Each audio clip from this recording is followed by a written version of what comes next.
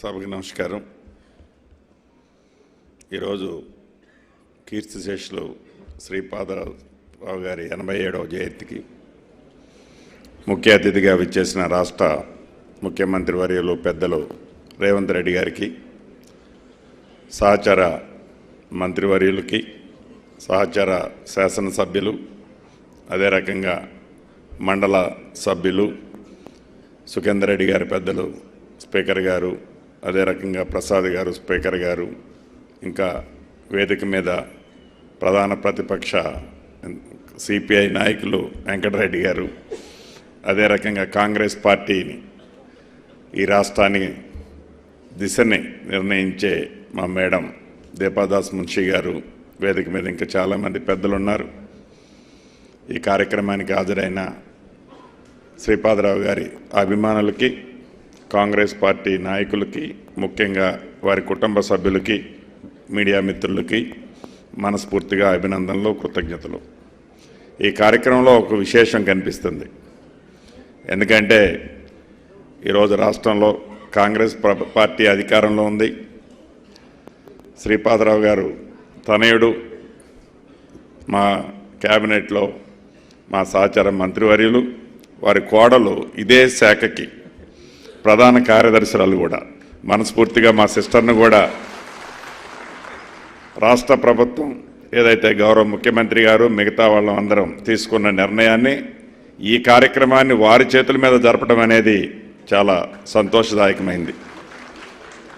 ఇందాక శ్రీధర్ బాబు గారు అన్నట్లు ఏదైతే శ్రీపాదరావు గారిది వారి ఆశయాలు, వారి ఆలోచనలు ఉమ్మడి కరీంనగర్తో పాటుగా తెలంగాణ రాష్ట్రం అభివృద్ధి ఎలా ఉండాలని కోరుకున్నారో, వారి ఆశయాలని, ఆలోచనల్ని ఈనాడు కేబినెట్ మంత్రివర్యులు శ్రీధర్ బాబు గారు వారి రూపంలో ఆ ప్రాంతానికి ఈనాడు సంక్షేమ అభివృద్ధి కార్యక్రమాలు చేస్తున్నారనేది చెప్పక తప్పదు.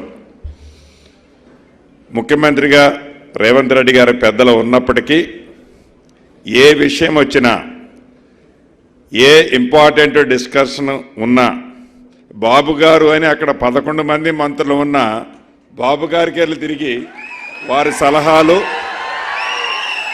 వారి సూచనల మేరకే ఈ రాష్ట్ర ప్రభుత్వం, ముఖ్యమంత్రి గారు ఆ డైరెక్షన్లోనే ఉంటారు తప్ప మేమందరం ఆడున్నా బాబు గారు అనే వారి సలహాలతోనే ఉంటుంది. శ్రీపాదరావు గారు మన మధ్య లేకపోయినా, మన నుంచి దూరం అయ్యి 24 సంవత్సరాల పైచీలకు అయినా వారి ఆశయాలని, ఆలోచనలని, వారి మనసుని వారి తనయుడి రూపంలో ఒక్క ఉమ్మడి కరీంనగర్ జిల్లాకే కాకుండా యావత్ తెలంగాణ రాష్ట్ర ప్రజలకి వారి రూపంలో ఇస్తున్నారు. దాంట్లో కూడా మీ అందరి దీవెనలతో వచ్చిన ఇందిరమ్మ రాజ్యంలో ఈనాడు శ్రీధర్ బాబు గారు కూడా ముఖ్యమంత్రి గారి తర్వాత, పేరుకు ముఖ్యమంత్రి గారు కానీ ముఖ్యమంత్రి గారు మొత్తం శ్రీధర్ బాబు గారికి వెళ్ళి చూస్తారు. కాబట్టి మీ కరీంనగర్ ప్రజలకి ఇదొక మంచి అవకాశం. ఏ స్కీమ్ వచ్చినా ఏదొచ్చినా ఫస్ట్ వచ్చేది అక్కడికి.